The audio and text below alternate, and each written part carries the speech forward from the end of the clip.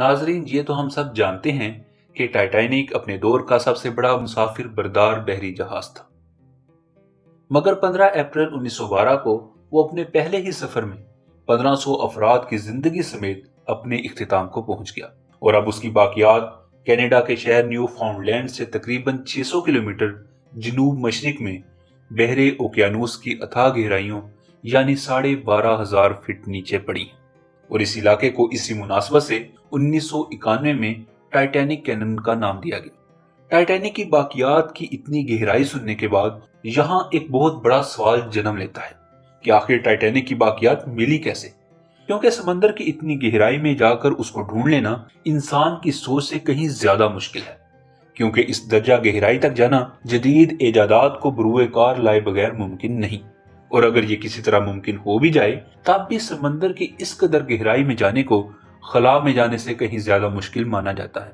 کیونکہ جس جگہ ٹائٹینک موجود ہے وہاں سمندر کا پریشر اتنا ہی ہوتا ہے کہ گویا انسان کے جسم کے ہر ایک انچ پر ایک بڑے سائز کا ہاتھی کھڑا ہو جائے۔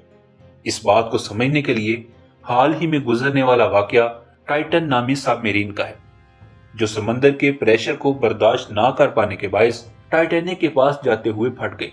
اور کئی افراد نے اس میں اپنی جان گنوا دی۔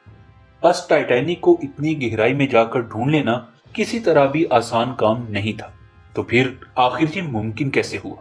دراصل ٹائٹینک کی دریافت 1985 میں ایک خفیہ مشن کی بدولت ہوئی، جس میں اصل مقصد کچھ اور تھا، مگر یہ ظاہر کیا گیا کہ شاید ٹائٹینک کے تاریخی ملبے کو تلاش کیا جا رہا ہے۔ معاملہ کچھ یوں تھا کہ رابرٹ بیلارڈ ایک امریکی انٹیلیجنس آفیسر تھے، اور ان کی یہ خواہش تھی کہ ٹائٹینک کے ملبے کو تلاش کیا جائے، مگر جب انہوں نے اس کام کے لیے امریکی بحریہ سے اجازت چاہی تو انہوں نے مشورے کے بعد رابرٹ کو اس شرط پر اجازت دی کہ وہ صرف اس صورت میں ان وسائل کو استعمال کر سکتے ہیں جب وہ 1960 کی دہائی میں بحر اوقیانوس میں ڈوبنے والی 2 امریکی جوہری آبدوزوں کو بھی تلاش کریں گے۔ بیلارڈ، جن کی ٹائٹینک کو تلاش کرنے کی دلی خواہش تھی، وہ اس شرط پر آمادہ ہو گئے، اور یوں رابرٹ کا پہلا مسئلہ یعنی وسائل کی فراہمی کو ممکن بنانا کامیابی سے مکمل ہو گیا، اور 1985 میں خفیہ فرانکو مشن کا آغاز ہوا۔ مگر رابرٹ کے استقبال کے لیے ایک اور مسئلہ تیار کھڑا تھا، اور وہ یہ کہ رابرٹ کو یہ مشن ایک خاص وقت میں مکمل کرنا تھا، کیونکہ رابرٹ کو جو کشتی مہیا کی گئی اس کی اگلی بکنگ بھی ہو چکی تھی، اور اس لیے اس کے پاس ٹائٹینک کو تلاش کرنے کا کوئی دوسرا موقع نہیں تھا، اور وہ موقع بھی 2 آبدوزوں کے ملنے سے مشروط تھا۔ امریکی بحریہ کے پاس رابرٹ کے ذریعے یہ ایک بہترین موقع تھا کہ جس میں دشمن ممالک کو یہی ظاہر کیا گیا کہ اس مشن کا مقصد محض ٹائٹینک کو تلاش کرنا ہے، اور اس بات کو یقینی بنایا گیا کہ روس کو ان پر کسی قسم کا شک نہ ہو۔ چنانچہ قسمت ایک مرتبہ پھر رابرٹ پر مہربان نکلی، اور وہ امریکی بحریہ کی شرط پر پورا اترا، یعنی اس کو USS تھریشر اور USS اسکارپین مل گئی۔ یہ وہ موقع تھا جب رابرٹ اور ٹائٹینک کے درمیان راہیں ہموار تھیں، مگر یہاں رابرٹ کا ایک اور کڑا امتحان شروع ہوا۔